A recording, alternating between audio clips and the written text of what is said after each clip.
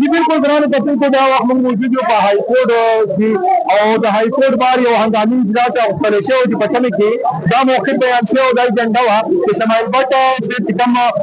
قانوندان دی هغه په ذریعه باندې چې کوم د ایسیچو او د ایډوکیټ اسیم کیس وکیل بشیر ګجاني صاحب هغه به راځي او د پېښور بار او د های کورټ بار اسوسییشن نه باقاعده معافي غواړي د هغې نه پس به دته فردر که اجازت وي یا لایسنس منسوخ کېده چې شوي چې هغه واپس شي هغې باندې به خبرې کېږي خو دلته یو اجلاس دوران چې هغه راغی او د معافۍ په ځای باندې هغه بدتمیزي وکړه دا د موږ سره یو اعلی قانوندان موجود دی سره خبرې کوي څه به وایي تر دې بسم الله الرحمن الرحیم بلکې دا دواړه چې کوم شبیر ګجاني دی او د افریدي صاحب دا چونکې زموږ وکیلان دي دوی به موږ ته بار ویل چې موږ به د ټولو نه معافي غواړو ځکه دا 15 دن موږ د دې دواړو د وجې په سټایل باندې ټوله صوبه چې کومه ده هغه د وکیلانو په پیج باندې ولاړ دي دوی چې څنګه راغله بار ته دوی د معافي په ځای زموږ د تور کوټ عزتي وکړه صدر صاحب دواړه ویستل د عدالت نه بار ویسته د حال نه بار ویسته دوی د تر هغې نه راځي چې تر څو پوسې دي دوی نه پوزه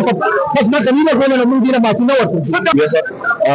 موجوده حالات کې بس مشران لګیا دي د معاملې اندر میټینګ کې نو ان شاء الله کوشش لګي دا چې کبي دا پرابلم ریزالو شي او چې زموږ ډیزایر چې زموږ خواهشات او زموږ مطالبه هغه پوره شي دي الحمدلله اوس موږ مشران ته ویټ کوو فلحال چې کوم څه لا عمل راځي وګوره دا چې موږ چې را دا څه نه پوهې دي دا څه نه پوهې دي او زموږ پښتانه وایي کنه چې را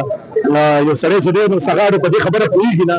په دې خبره پوهېږي نه چې دوی که سل مړي نشي نو روغه ده نو څومره چانسونه ولا جوډیشي ورکړي اقشا باچا ورکړي نو خالي وکلا کې عزت بحال کولو دپاره د مشرانو یو کوشش و چې دوی راشي خیر د خپل پروفیشنلیزم چې شهر څه دي یا بار ممبر دی بار کونسل ته یا بار اسوسییشن ته یا بارون ته راځي نو خو په عزت سره هغې یو درنوال والا ورکړو او افسوس دا دی چې کم کس د درنوال ورکړی دی په 250 درې د ټولو نه پهلې وکیلان بې عزته کړل هغې نه پس بس چې څه هغه واورېدل موږ واورېدو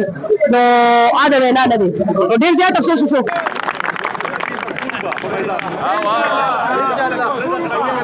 ټول تیار اوسئ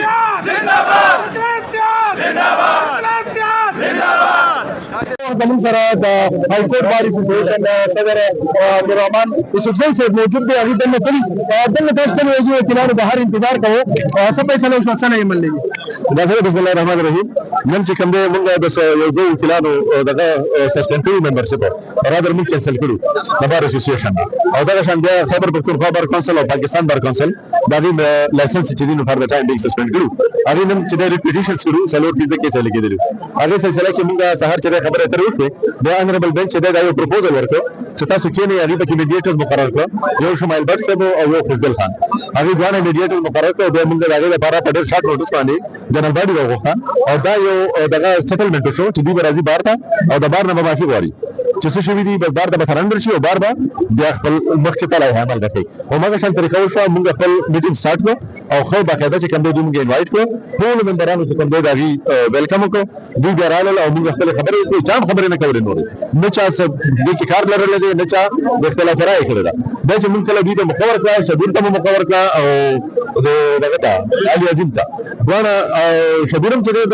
دلته سپیچ وکړو او په هغې کې هغه دا جسټیفای کولو کوشش وکړو چې کنې ما څه کړي دي ما بالکل د قانون مطابق کړي دي ما اسم غلط نه دي کړي بیا چې ورپسې علي عظیم راغی علي عظیم هم دا خبرې الموسټ وکړې او هغه هم چې کوم دی نو دا وایي چې زه خو د قانون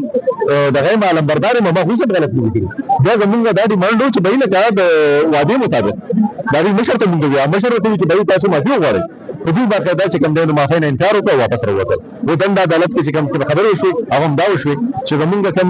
امیکیبل سیټلمنټ و هغه ناکام شو لهذا کوی کوي چې موږ کیس ارجنټ کړو سبا ته او سبا به چې کوم دی فل فلج موږ ارګومنټس اورو د مینټینیبلټي ومو او په میرټ باندې دا غوښتل کینسلیشن چې لایسنس کم شوی او کم ممبرشپ او کم پابندي باغې لګېدلې و نو هغه به برقرار بس د های کورټ چې څنګه فیصله راځي اته خپل دی هغې به بیا موږ احترام کوو نو تر هغې فیصلې پورې د دوی د هر څه چې کوم دی پابندي ده او لایسنس سسپینډ